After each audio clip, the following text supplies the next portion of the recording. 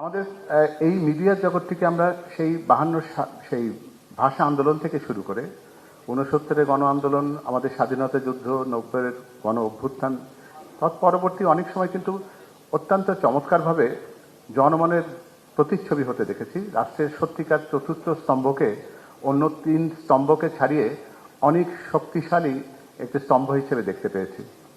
কিন্তু হয়তো এটিও সত্যি যে বিগত 1.5 যুগ আমাদের সেই মহিমান্বিত অতীতের এই অর্জনগুলোকে যেন অনেকটা কালো মেঘে ছেয়ে দিয়েছে।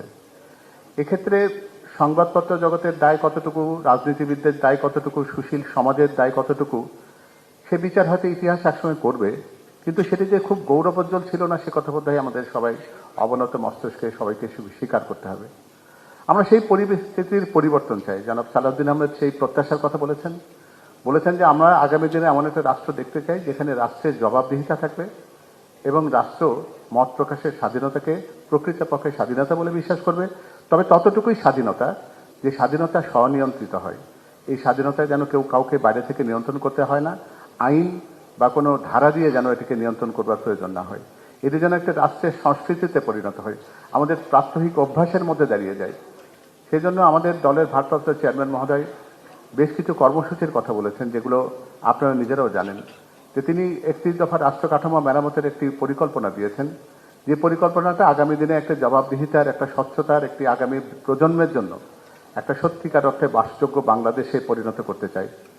এবং সেই ধারাবাহিকতায় আমরা যখন দেখছি যে বর্তমানে বাংলাদেশের ঠিক আমরা অভ্যুত্থান পরবর্তী যেমন বাংলাদেশকে দেখতে চেয়েছিলাম, সেই বাংলাদেশ হয়তো আমাদের আকাঙ্ক্ষার চাইতে অনেক দূরে অবস্থান করছে।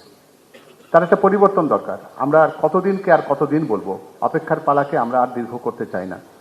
আমরা খুব শক্তভাবে বিশ্বাস করছি এখন যে বাংলাদেশে এই মুহূর্তে একজন একটা নেতৃত্বের দরকার। এই নেতৃত্ব শূন্যতা বাংলাদেশের এইখানে মাঠে বসে সবার সামনে এসে একজনের নেতৃত্ব দেওয়ার যে আকাঙ্ক্ষা ছিল, 17 বছর ধরে এদেশের মানুষ এরকম একটা নেতার প্রতীক্ষায় ছিলেন যিনি বাংলাদেশকে সত্যিকার অর্থে সামনের দিকে এগিয়ে নিয়ে যেতে পারবেন, সেই সময়টা সম্ভবত আমাদের সামনে এসে দাঁড়িয়েছে। আমরা সেই পরিবর্তনের সূচনা বাংলাদেশকে দেখতে চাই, যেখানে জবাবদিহিতা বাংলাদেশকে একটি অন্য উচ্চতায় নিয়ে যাবে, বাংলাদেশ সত্যিকারের বাংলাদেশ হয়ে উঠবে।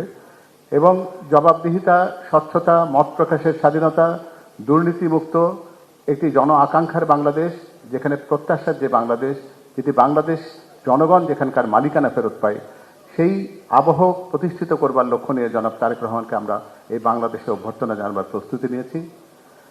এবং এই নেতৃত্বের শূন্যতার জায়গায় তিনি যে শূন্যতা পূরণের সবচেয়ে উপযুক্ততার জায়গায় আছেন, শহীদ রাষ্ট্রপতি জিয়াউর রহমান এবং দেশনেত্রী বেগম খালেদা জিয়ার তাদের সেই উত্তরসূরি হিসেবে এই রাজনীতিতে তার যে অনিবার্য যে প্রত্যাবর্তন, সেটিকে আমরা অন্তত এই অর্থে স্মরণীয় করে রাখি যে তার কাছ থেকে জনগণের প্রত্যাশায় একটা নতুন বাংলাদেশ দেখবার যে আকাঙ্ক্ষা রয়েছে, সেটি তিনি যেন পূরণ করতে পারেন, সেই প্রত্যাশার কথা আমরা তাকে জানাই এবং তার কাছ থেকে সেই প্রত্যয় আমরা নেওয়ার চেষ্টা করি।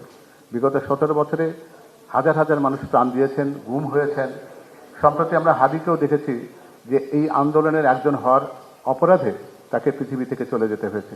কিন্তু সেটিকে পুঁজি করে যে অপসংস্কৃতি, অপরাজনীতির জন্ম এখানে হতে চলেছে, সেটিকে প্রতিহত করবার জন্য এই সমাজ যারা এতদিন পর্যন্ত সোচ্চার কণ্ঠে সেই সুন্দর দিনের প্রত্যাশার কথা বলতেন, তাদের বোধহয় আরেকবার জেগে ওঠার সময় হয়েছে। তাদের সোচ্চার কণ্ঠে বলতে হবে, আমরা আমাদের বাংলাদেশকে ফেরত চাই। আমরা এমন বাংলাদেশ চাই না যাকে একজন অকার্যকর বাংলাদেশ বলবার ষড়যন্ত্রে যারা লিপ্ত হয়েছেন তাদেরকে একটা সমুচিত জবাব দেওয়ার মধ্যে দিয়ে আমরা সেই সত্যটাকে প্রতিষ্ঠিত করতে চাই। আমরা সবাই মিলে অন্তত জনাব তারেক রহমানের বাংলাদেশের প্রত্যাবর্তনকে একটা সত্যিকার ঐতিহাসিক মুহূর্ত বলে জানি এবং তার প্রত্যাগমনের সাথে সাথে যে প্রত্যাশা জনমনে রয়েছে সেটিকে সত্যিকার অর্থে প্রতিষ্ঠিত করি।